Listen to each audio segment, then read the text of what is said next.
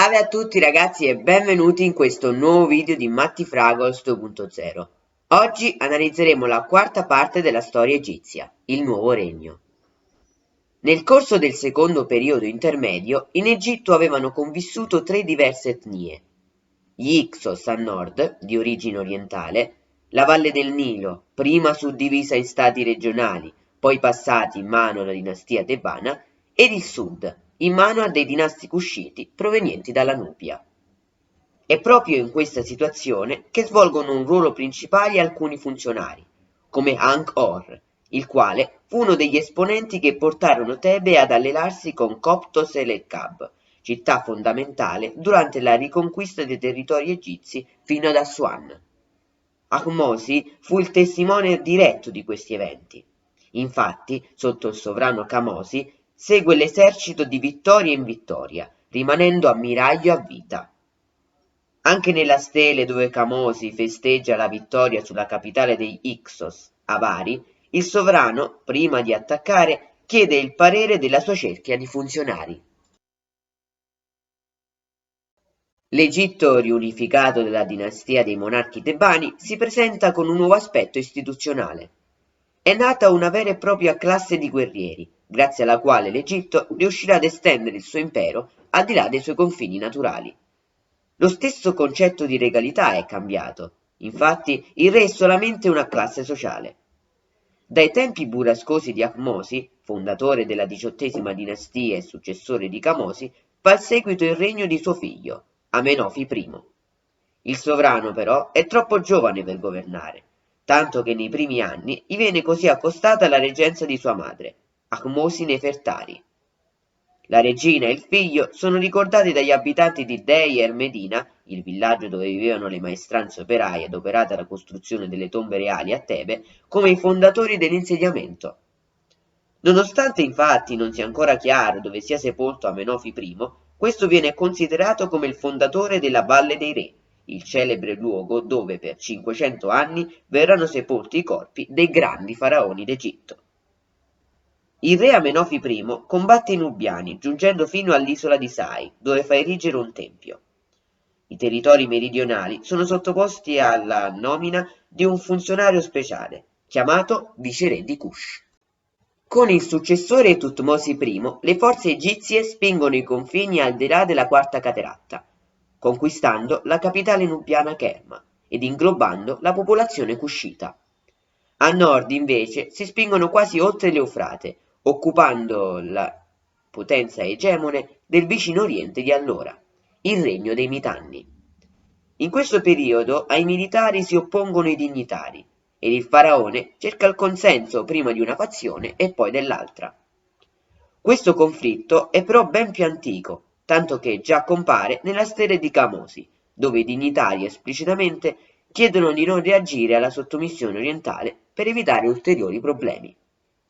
Con Tutmosi II, succeduto al primo dopo che questo venne sepolto per primo nella Valle dei Re, il dominio dell'Egitto ha ormai raggiunto i territori molto lontani, mentre la classe militare comincia a decadere. Già da Amenofi I, i territori siro-palestinesi vengono controllati con alterne campagne di controllo.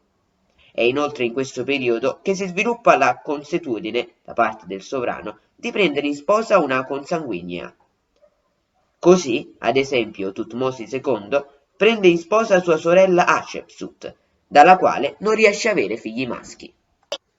Alla morte del sovrano, l'unico erede legittimo era il figlio di una sposa secondaria, Aset-Isis, il quale si chiamava anch'esso Tutmosi. Esso però, al momento di salire al trono, era poco più di un fanciullo, ed è in quel momento che la reggenza del regno venne affidata alla regina Hatshepsut, che con il tempo, sia perché esso non era suo figlio, sia perché voleva affermare il suo potere sul regno, cominciò ad assumere tutti i caratteri di un faraone. In questa situazione confusa, i funzionari vogliono terminare l'egemonia dell'esercito per introdurre i propri interessi. Inoltre, sulla scena politica si fa strada una nuova classe sociale, quella dei sacerdoti. La regina Hatshepsut è descritta come una donna energica ed innovativa, vista come un'eroina capace di salire sul trono d'Egitto in un mondo prettamente maschile, spesso confrontata con Cleopatra, vissuta circa 1400 anni dopo. Il regno di Hatshepsut è segnato, più di qualsiasi altro regno della XVIII dinastia, da funzionari e sacerdoti che ruotano attorno alla figura della regina, quando ebbero in mano la forza dello Stato, trasformando questa in un vero e proprio faraone. La regina era da considerare purtroppo un oggetto nelle mani di ambiziosi funzionari che, approfittando del voto dinastico, presero in mano il potere regale. La regina ebbe solamente una figlia, Neferurà, la quale è sempre raffigurata in compagnia di Senenmut, un funzionario che gioca un ruolo decisivo nelle vicende politiche di quest'epoca. Si pensa infatti che l'unica figlia della sovrana non fosse frutto dell'unione con Tutmosi II, ma di un'unione illegittima con questo funzionario, spesso raffigurato insieme a lei mentre si abbracciano o svolgono atti sessuali. Figlia del sovrano o del grande funzionario, essa fu promessa in sposa al principe Tutmosi III. Influenti funzionari come Senenmut, il tesoriere Neesi, l'amministratore Menetep, il sommo sacerdote di Amon Apusenet e il visir Useramon svolsero una funzione principale nel far assumere alla donna le forme maschili. Questi fornirono anche una spiegazione teologica, facendo nascere Hatshepsut da Amon-Ra stesso, che si era introdotto una notte nella camera di Yamose, con le sembianze del padre. Questo però venne visto come un insulto alla Ma'at, l'ordine dell'universo, troppo potente per essere cambiato solo per far rimanere al trono Hatshepsut. La sovrana in persona si fece chiamare Ma'at-Kare per calmare le dicerie su di lei, ma questo non bastò, tanto che si fece richiamare Hatshepsu, con la desinenza maschile su.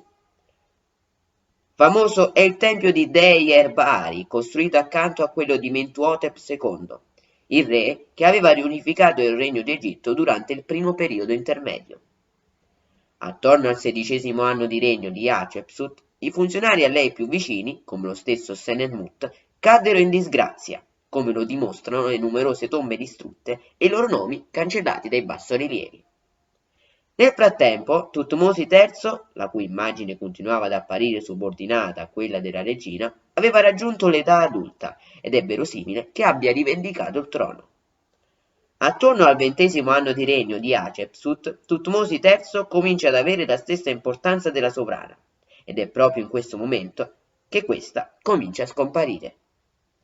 Non si sa se Hatshepsut sia morta oppure abbia abdicato in favore del figliaccio.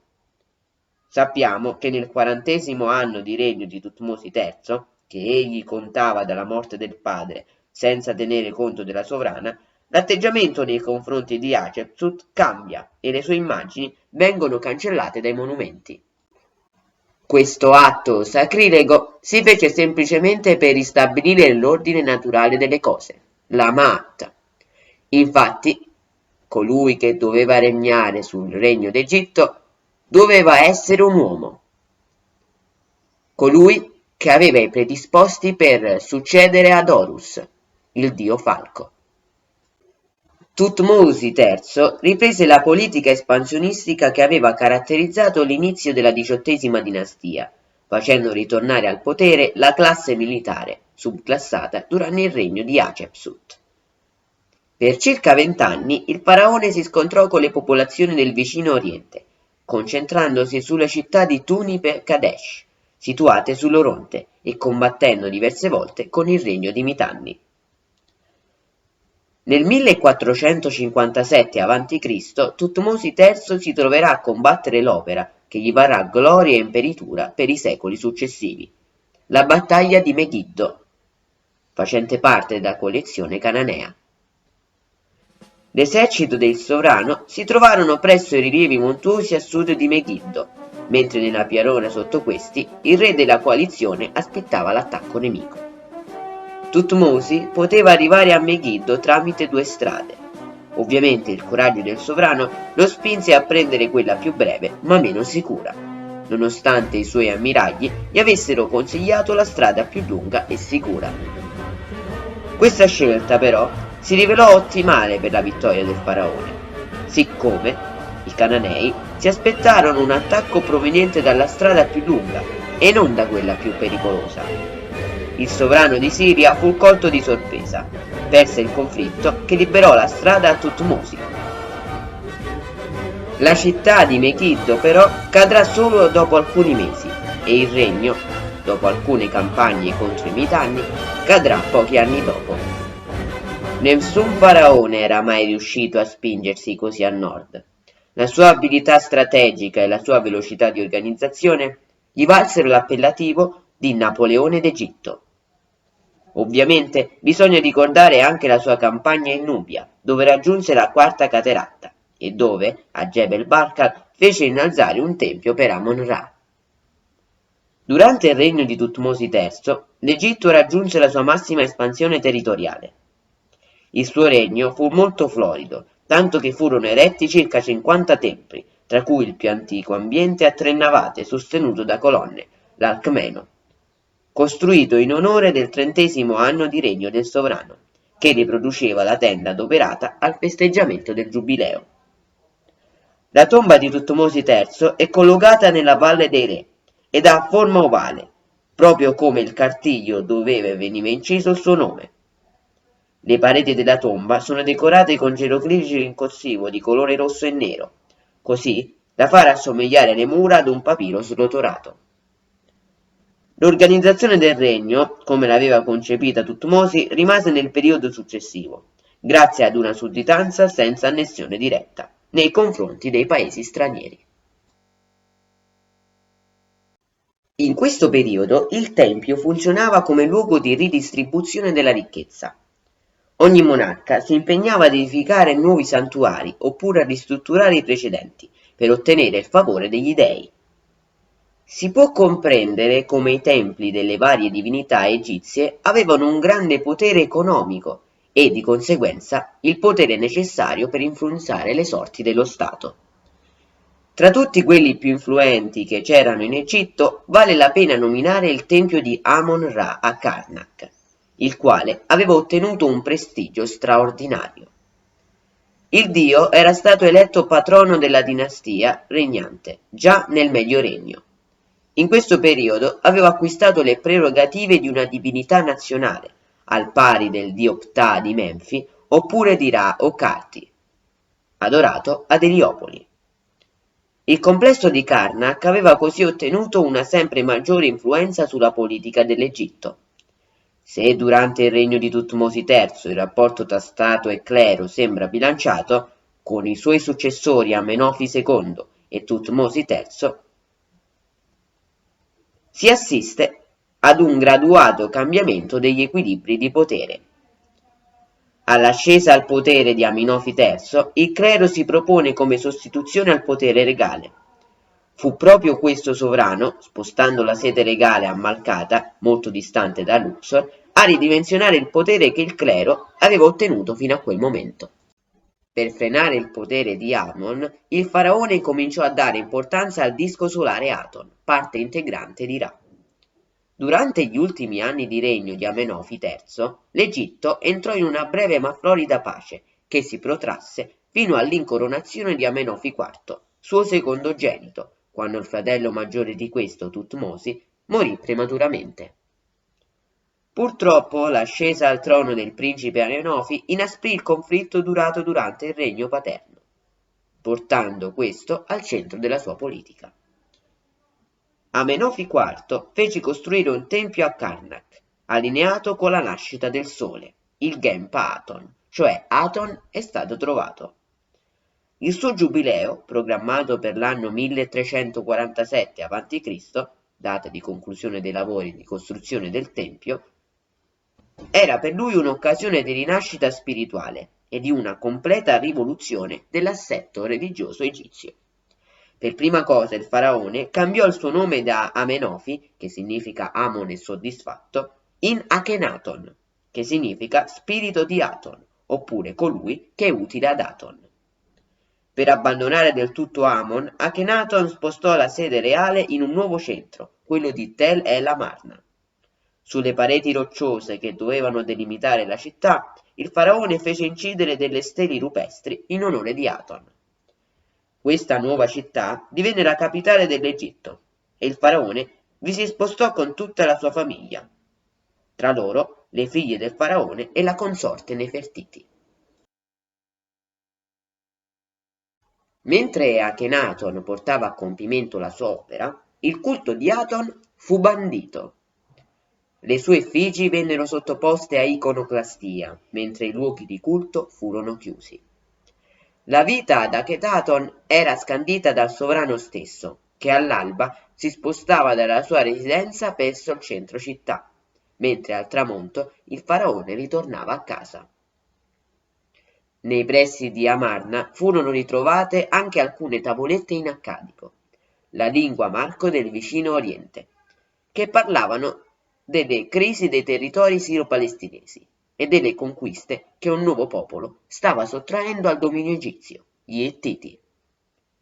Attorno al centro amministrativo di Tel el Amarna, rispettivamente a nord e a sud, si sviluppavano i centri abitati, che contenevano botteghe di artisti, come quella di un certo Tutmosi, dove fu rinvenuta la testa della splendida sovrana Nefertiti, oggi esposta a Berlino.